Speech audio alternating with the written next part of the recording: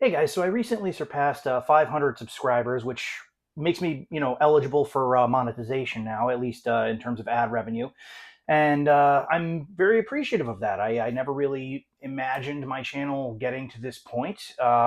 So I basically wanted to take this time to just reach out to a few people who have been following me, and who I would just like to thank you for your viewership. I know that you're giving me time from your life every time you watch a video, and I appreciate that. So, and for those of you who are looking for indie works, there's a lot of great stuff that I'm going to be mentioning in this video. So definitely keep an open mind.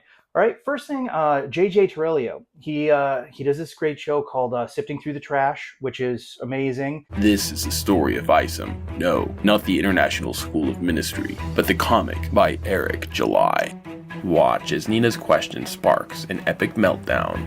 Tonight on Sifting Through the Trash with your host, JJ Trujillo.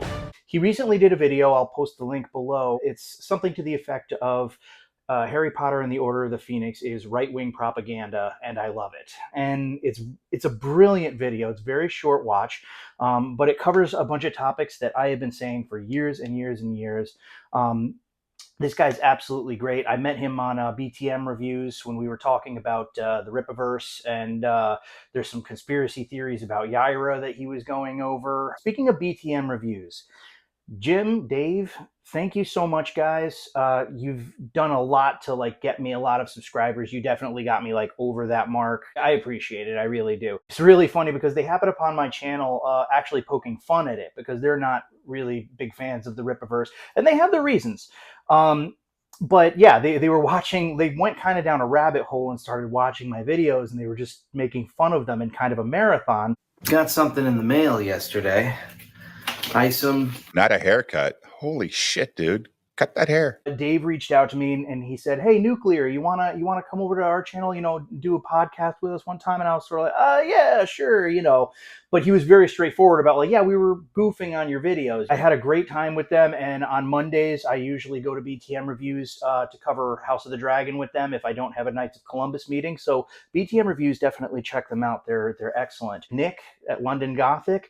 It's 2 volumes thus far, essentially in graphic novel form. The main character has Sherlock Holmes vibes. He's like this elegant, upper crust, kind of English dude. And his Watson character is more of kind of a street thug kind of a thing.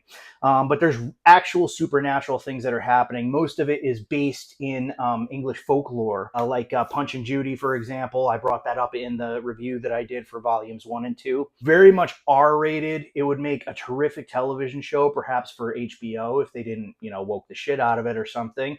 Definitely recommend that.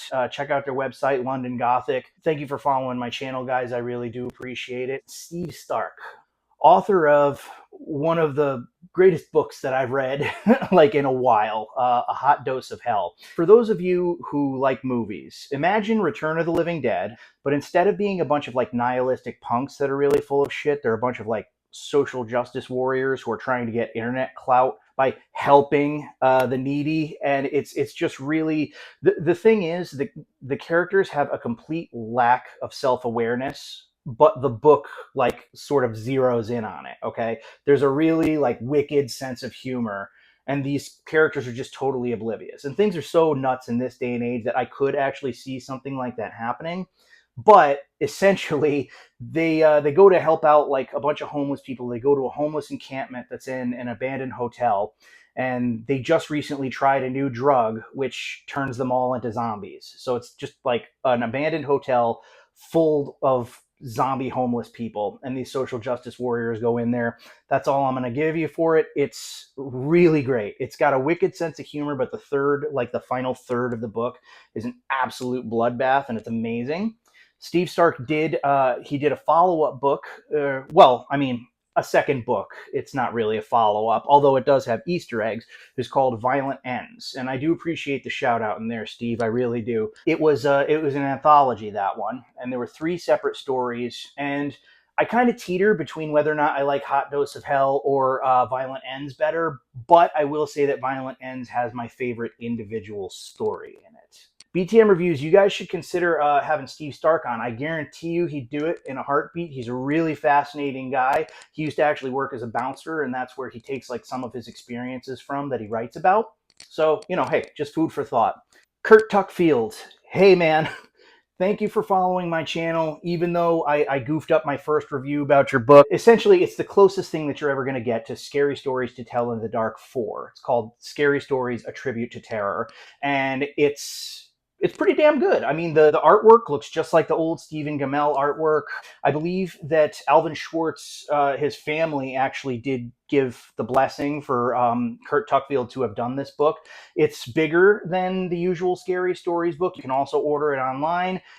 When I bought it, it was $20 a pop for, and it would come signed by the author and illustrator, which I think is a pretty solid deal. But if you grew up in that era and you liked those, kind of grotesque artwork, I would definitely recommend picking up this book because it captures the vibe very, very well. And it's probably the closest thing you are ever going to get to a fourth Scary Stories book.